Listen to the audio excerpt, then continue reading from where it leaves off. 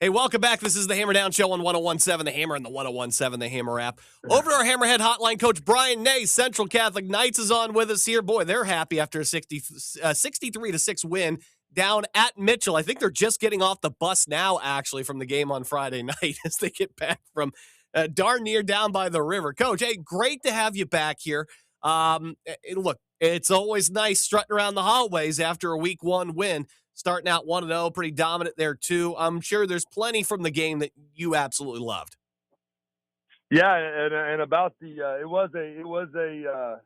was about 5 hours round trip, but shout out to the Central Catholic Athletic Association for sponsoring those beautiful charter buses that made that trip a lot more bearable. But yeah, Knights played well in all three phases. Mitchell's the program that is new head coach, good head coach, comes from a good program, defensive minded guy, but he's rebuilding, and but I felt happy with how we went down there, and the lads handled business. So yeah, it's another week, and we got a really really talented Indianapolis Christmas Attucks team, a 4A school coming up to the Rock on Friday that has our full attention right here on this Wednesday. I know when you put up 63 points, you get a lot of other Jimmies and Joes in there as well. Kind of give me your standout guys, offense, defense from that game. Who really impressed you and the rest of the coaching staff in their week one performances? Yeah, well, Drew Stapleton was efficient. 14 of 20 on especially week one. And we asked him to throw. We asked him to progress in some drop back stuff. Maybe got away from stuff that he was comfortable with, but we wanted to see what he could do. But again, he was still 14 to 20. I'm not complaining here. Yeah. But he played really well with four touchdown throws. Again, his efficiency and his efficiency was really really good. And it was nice to see him spread the ball. I can't tell you off the top of my head how many different guys caught passes, but Wyatt Williams caught a touchdown pass. Malachi Johnson caught a touchdown pass. Joe Metzger caught a touchdown pass. Parker Campbell caught two. Then Drew was able to scramble drill it, run a scramble drill, and he ended up deciding to tuck it and run for about a 14-yard score, which is always good to have when your quarterback can win with his feet. And then Isaac Diaz, he was 7 yards a clip. Probably should have gave it to him more, honestly. But we were really happy to see how efficient our offensive line played and how efficient our running game was. And honestly, if we were, we are given today. They're going to find out, but we're giving out, our we call it night raid player of the week. So this week is our offensive line unit.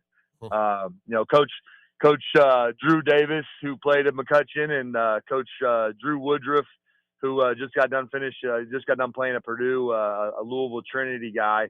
They have completely just written the book on O-line play here in just this short time that they've been with us, and I'm really impressed with the coaching job of those two guys right now. Defensively, Eli Thompson played really really well. Lucas Guwine had a pick. Landon Brand had 2 interceptions. One he returned for a touchdown.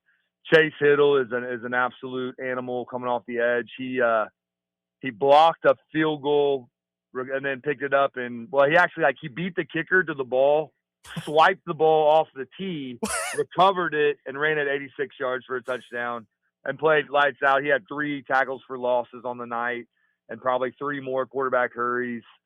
Landon Gaskin had a solid night. He had 7 tackles. Ethan Miller did a really good job of leading our, especially our front. He gets guys lined up and gets them where they need to go. He's kind of a coach on the field.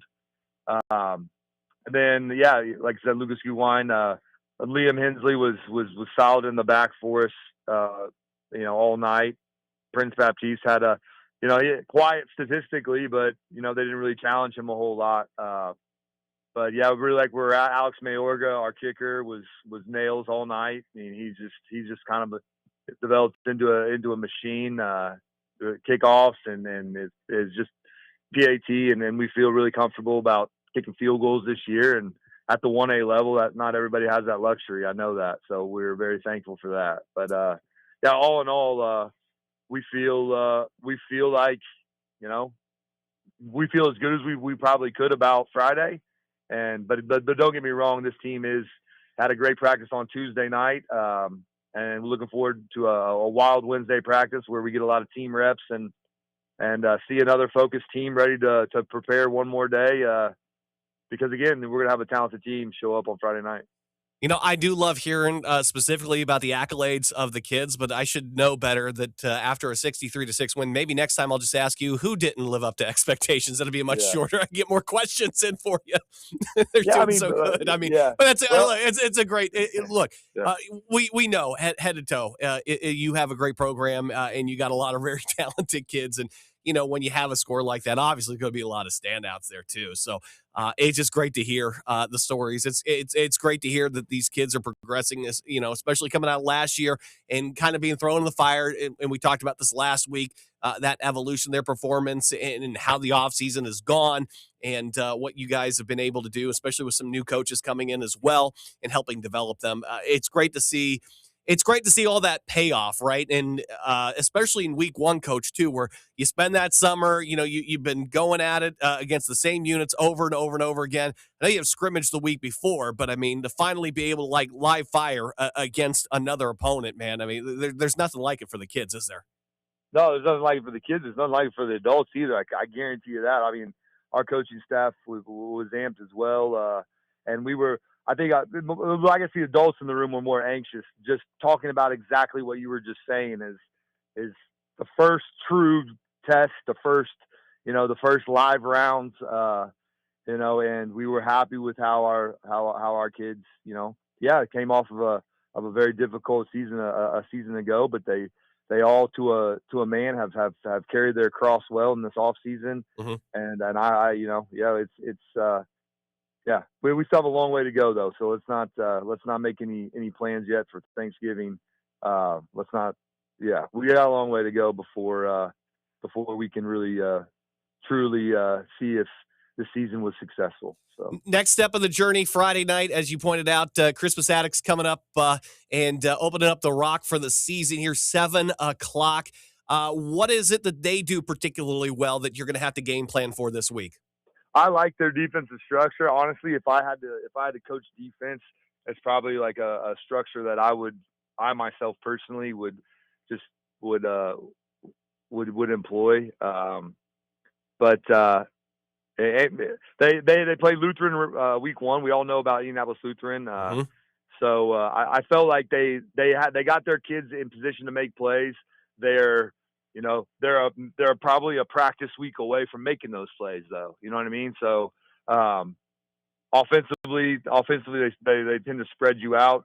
Defensively, their zone structure it seems to be very sound, and then they do have the athletic talent to be able to zero it out and bring pressure, and then they feel confident that their cats are going to be able to check your cats and play solid defense that way.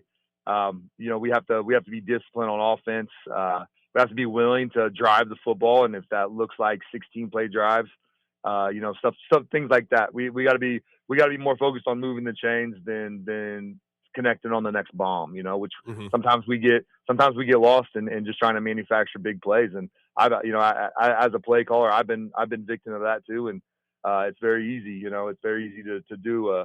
Offensively, they spread you out. They're going to get the ball to athletes in space. So you got to be disciplined. Got to be disciplined with your read keys. That it's very similar off a gun read option type style with some spread, air raid passing elements to it. But get the ball out quick, and you got to go tackle people with a lot of grass around them. That people that yeah. So we just being disciplined with being able to open field tackle, especially on the second level in the flats, play good coverage, not let anybody don't get beat deep, and rally and tackle and just play with relentless effort, which I do feel like we did. Watching our tape from Friday, I felt our defense swarmed really well, and I think Coach Breifogel would agree with that. Coach Brian Ney, Central Catholic Knights. Again, Christmas Attucks is in town on Friday night, 7 o'clock, as they have the home opener, and I'm sure it's going to be rocking as always over there. Knights on an early roll here. A lot of offense and a lot of excitement. Get out there and watch them on Friday night, Coach. Always a pleasure talking some football with you. Very excited to be talking to you again next week, and hopefully about a 2-0 Knights team. Absolutely. Appreciate the opportunity. Come on out to the Rock, AMDG, and fight on.